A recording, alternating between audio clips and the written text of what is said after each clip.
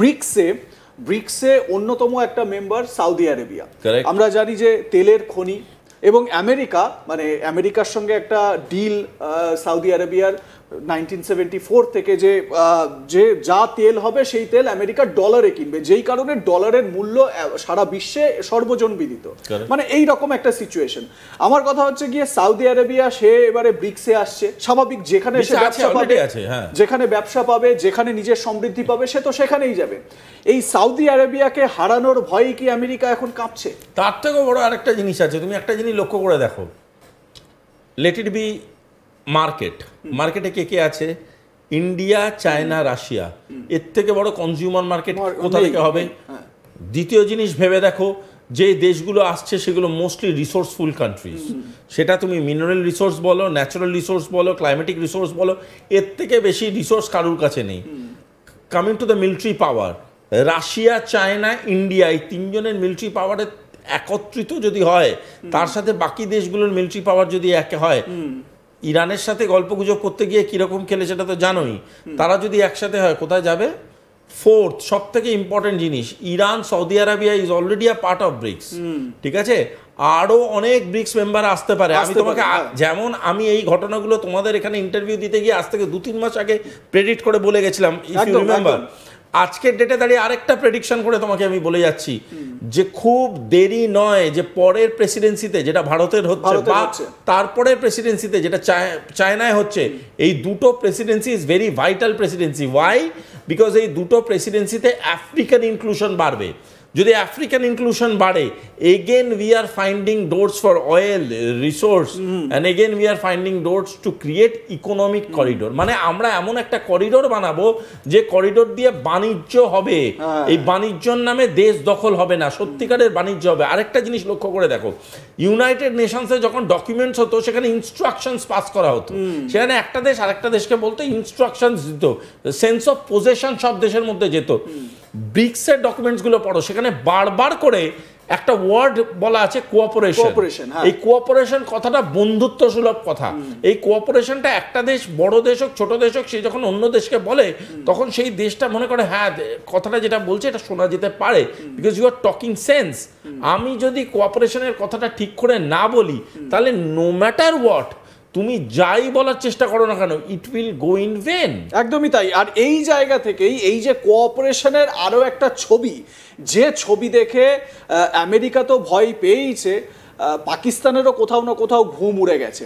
আমরা সুভাষিস বাবু, আমরা এর পরের আলোচনায় আসব।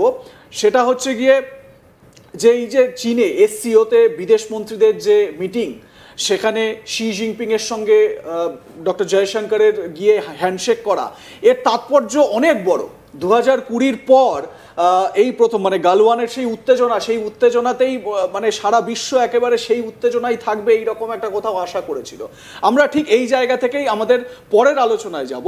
সেটা হচ্ছে গিয়ে যে চীনের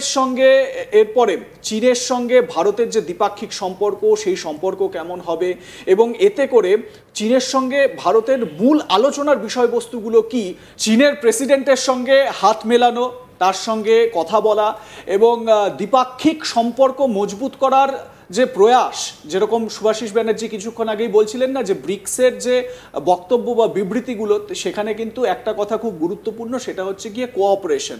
এই মিউচুয়াল কোঅপারেশনই তো এইটা বোঝায় যে তুমি আমার কত ভালো বন্ধু, তোমার সঙ্গে আমার কিভাবে আমরা এগিয়ে চলতে পারি। এবং যখনই এই যে কূটনীতির কথা বলা হয়, ডিপ্লোমেসির কথা বলা হয়, অনেকেই যারা বিশেষজ্ঞ সুভাষিস ব্যানার্জির মতন তারা বলেন যে কূটনীতি বা ডিপ্লোমেসি হচ্ছে এরকম একটা জিনিস যে তুমি আমাকে কি দেবে এবং আমি তোমাকে কি দেব। এই যে মিউচুয়াল আন্ডারস্ট্যান্ডিং বা মিউচুয়াল কোঅপারেশন, এটাই কিন্তু সম্পর্ককে এগিয়ে নিয়ে যেতে পারে। ঠিক এই জায়গা থেকেই আমরা সুভাষিস ব্যানার্জির কাছে আসবো। সুভাষিস বাবু, আমাকে এবারে একটা কথা বলুন, এই যে হ্যান্ডশেক হলো গালওয়ানে, সেই উত্তেজনাপূর্ণ মুহূর্ত আমরা দেখেছিলাম, তারপরে 2020 পরে ডক্টর জয়শঙ্করের প্রথম এই শি জিনপিং এর সঙ্গে হ্যান্ডশেক করা। এর আগে আমাদের দেশের প্রধানমন্ত্রী তিনিও শি জিনপিং এর সঙ্গে তিনি হ্যান্ডশেক করেছেন, কথা বলেছেন, পরিস্থিতি স্বাভাবিক হয়েছে, সীমান্ত উত্তেজনাটা প্রশমিত হয়েছে, আমরা এটা দেখতে পাচ্ছি। এই যে আলোচনাটা হলো দ্বিপাক্ষিক যে আলোচনা, যেটা জয়শঙ্করজিও বলেছেন, কি কথা হতে পারে দুই দেশের মধ্যে, কোন কোন বিষয়গুলো নিয়ে আলোচনা হতে পারে? দেখো, সব থেকে বড় কথা এই ডিসকাশনসগুলোর মধ্যে দুটো পার্সপেক্টিভ খুব বোঝার। একটা ফিউচারিস্টিক আইডিয়া, যে আমরা আগামী দিনে কিভাবে কোন কোন বন্ধনে একে অপরের সাথে লিপ্ত হতে পারবো।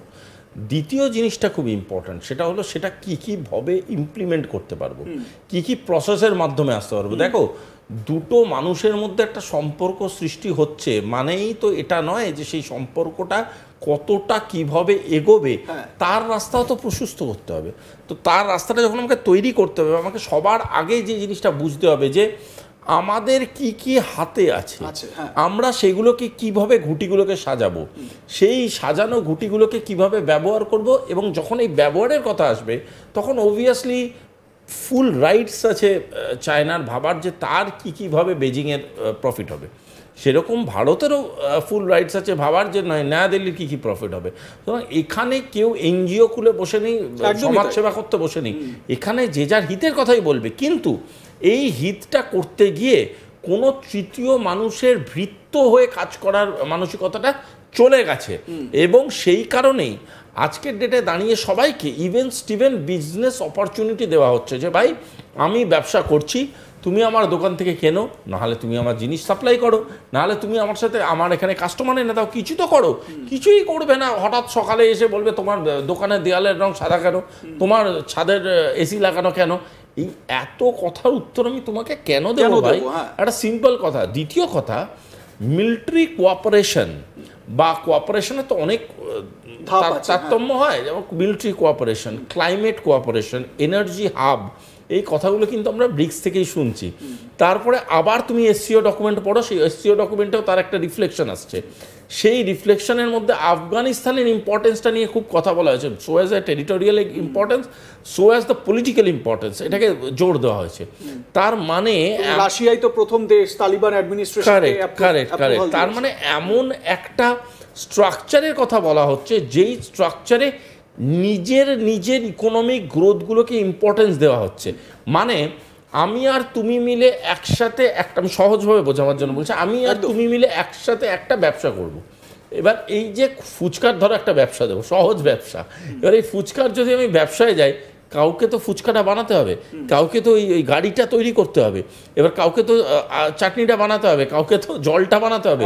কে জল বানাবে, কে গাড়ি পরিষ্কার করে তৈরি করবে, কে ফুচকাটা বেলবে, কে ভাজবে, এই গোটা প্রসেসটা যদি ভাগাভাগি না হয় বা সেই গোটা প্রসেসে কে কার কী দায়িত্ব সেটা যদি পরিষ্কার না হয়, কোনোদিনই এই ফুচকার দোকানটা সাকসেসফুল হবে না। পয়েন্ট 1। পয়েন্ট 2, এই ফুচকার দোকানটা খুলতে গেলে আমাকে কি করতে হবে? তোমাকে আগে তোমার জায়গা থেকে, যদি তোমার 5,000 টাকা রোজগার না থাকে, তাহলে কি এই ব্যবসায় তুমি 500 টাকা লাগাতে পারবে? পারবে না।